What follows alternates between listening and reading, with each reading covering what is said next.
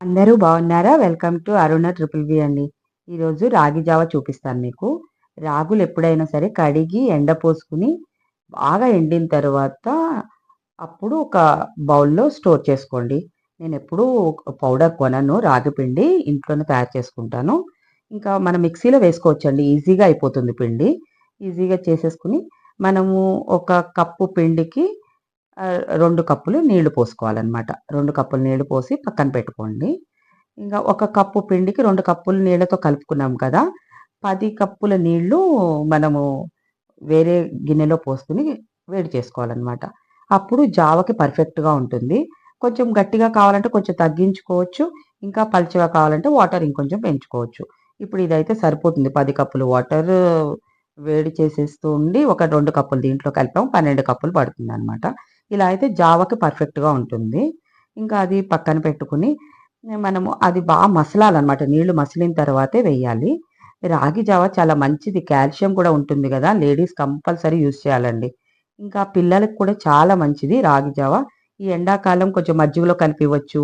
లేకపోతే పిల్లలు మజ్జిగలో ఇష్టపడకపోతే మనము కొంచెం బెల్లము, పాలు వేసి కూడా కొంచెం ఇలాచీ వేసేసి పిల్లలు ఇష్టంగా తాగుతారు పాలు కలిపితే. అలా కూడా అలవాటు చేయొచ్చు. చిన్నప్పటి నుంచి కొంచెం ఒక చిన్న గ్లాస్ సమ్మర్ వరకు ఈ 3 మంత్స్ అయినా పిల్లలకి అలవాటు చేయండి. మనం అలవాటు చేస్తేనే వాళ్ళకి అలవాటవుతుంది. సడెన్‌గా మంచిది అని కొంచెం పెద్దయిన తర్వాత పెడితే వాళ్ళు తినలేరు. సో, అందుకోసం చిన్నప్పటి నుంచే మాక్సిమం అలవాటు చేయడానికి చూడండి. ఇంకా ఇప్పుడు బాగా మసలనివ్వాలనమాట నీళ్ళు. మసలకుండా పొయ్యొద్దు. ఈ పిండిని కూడా 2, 3 అవర్స్ నానితే బావుంటుందండి. నేను మార్నింగే టిఫిన్ చేయకముందే మార్నింగే పౌడర్ చేసేసి నానబెట్టేసాను.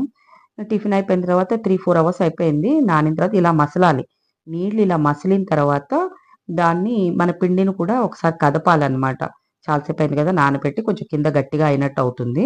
దాన్ని కదిపి నీళ్ళల్లో వేసేయాలి. కొంచెం మీడియం ఫ్లేమ్‌లో పెట్టి దగ్గర ఉండాలనమాట. మళ్ళీ ఉడుకు పట్టేంత వరకు మనం తిప్పుతూ ఉండాలి. లేకపోతే అడుగంటుతుంది. అడుగంటితే ఫ్లేవర్ అంతా మారిపోతుందండి.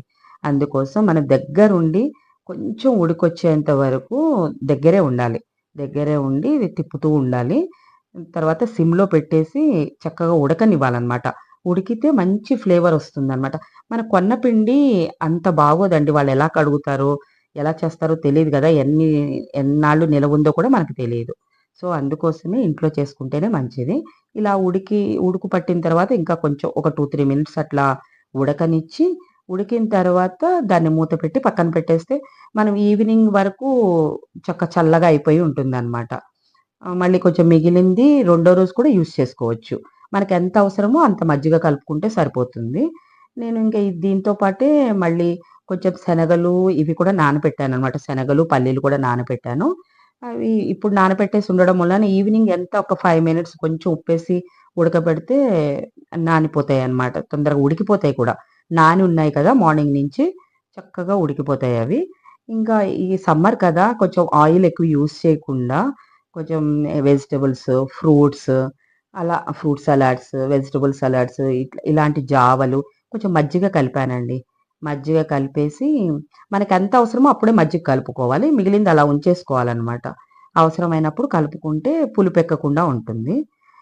ఇది చూడండి ఇంగ ఈయనకి ఆనియన్‌తో ఇష్టము. నేను క్యారెట్‌తో ఇష్టం అనమాట. నేనలా చేసుకున్నాను.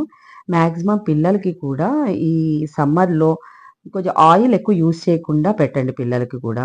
ఇది చూడండి ఇవంతా దీంట్లో కలుపుకొని తింటే చాలా బావుంటుంది. నేనేం ఆయిల్ యూజ్ చేయలేదండి. కొంచెం నిమ్మకాయ రసం వేశానంతే. పిల్లలకు కూడా ఈ ఆయిల్ ఫుడ్ పెట్టకండి ఈ సమ్మర్‌లో. బాయ్ అండి.